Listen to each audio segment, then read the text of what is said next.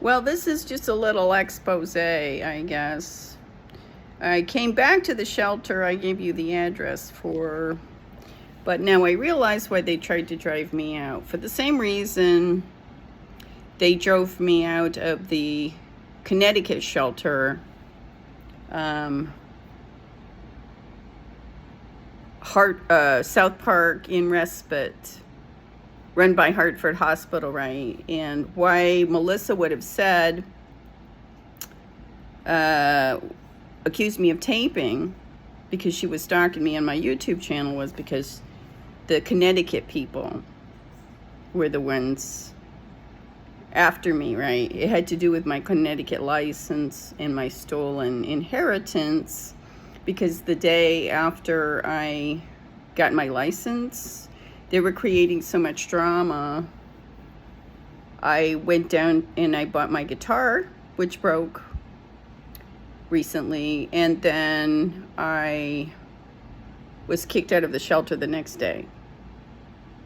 And so my driver's license came to the shelter 20 days later, when I was being held involuntarily at Centerpoint Hospital in Columbia, Missouri, right? Because it has to do with my license, my Connecticut license. I only had a photocopy when I came to Canada. And because I was being held in this hospital, I didn't have access to a phone. They sent it back to the DMV. And when I came here, I tried to contact the U.S. consulate to see if they would help me get my driver's license back. They said they weren't able to, when they had done that in the past for my boyfriend, whose unemployment suddenly dried up when his green card got revoked, when he and I started going together. You see where I'm going with this? And so I called the consulate. They said they couldn't help me, but I went directly to the state of Connecticut and I paid a fee in order to have my driver's license internationally shipped to me. And the day they put me in this new room with this woman who had the meltdown, and they've taken her away, and relocated her to a different shelter. She was intentionally triggered by Melissa. And I come to find out when I come back here, she's gone. I'm going to be safe in my room until they move someone else in to trigger me. But in the meantime, I know why they wanted me out of here, because they had my driver's license. They had my driver's license. They were holding it in the mail, and the day they triggered me, they had taken the mail list down. And they didn't put it up for several days until after I went and asked to see if they had my driver's license. It would have been shipped to my old room, which they relocated me to, and they wrote the new room number on it, but they kept it in holding, and they were hoping that I would not return to the shelter.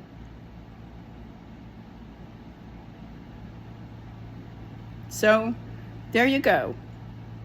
And it's not TNG, the neighborhood group is what handles the social services, I believe, in this shelter. But it's actually Homes First.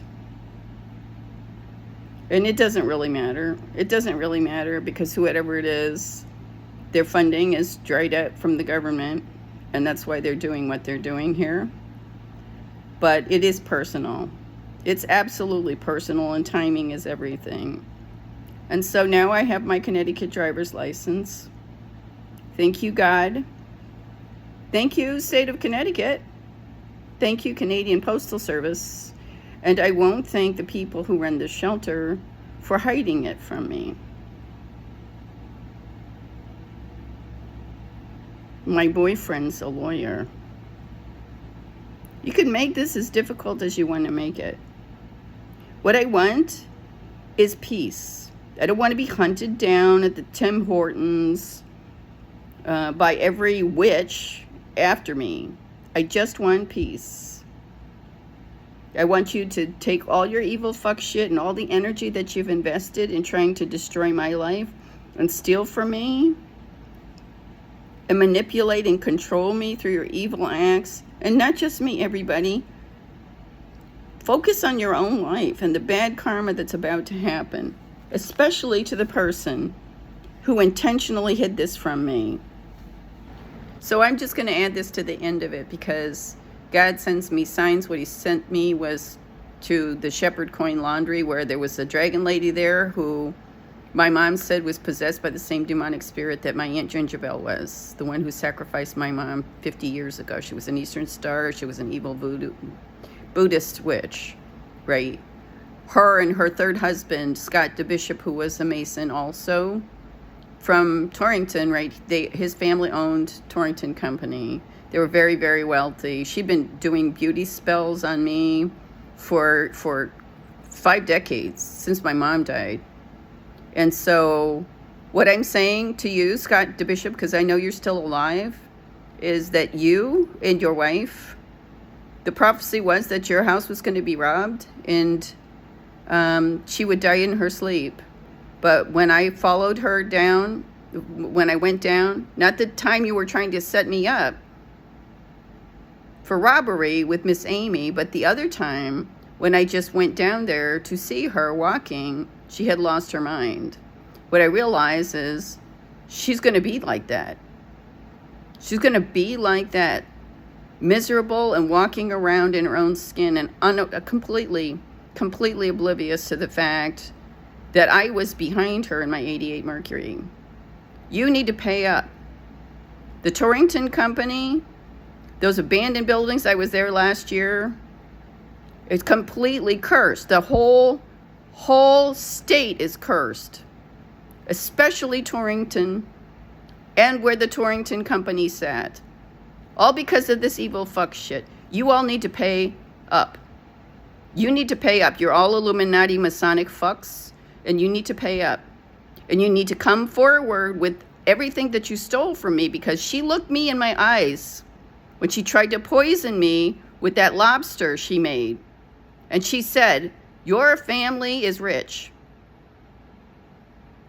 Whatever you stole, you and my Masonic buddies, members of the Federalist Society, Stedrovsky, whoever, you need to pay up. You have my address. And so really this message is for Aunt Gingerbell. And it's from my mom. You betrayed her in the worst way. She was your friend. And you just offered her up as sacrifice, and not only that, but you fucked around on her with my dad. And you were an Eastern Star and a Buddhist witch.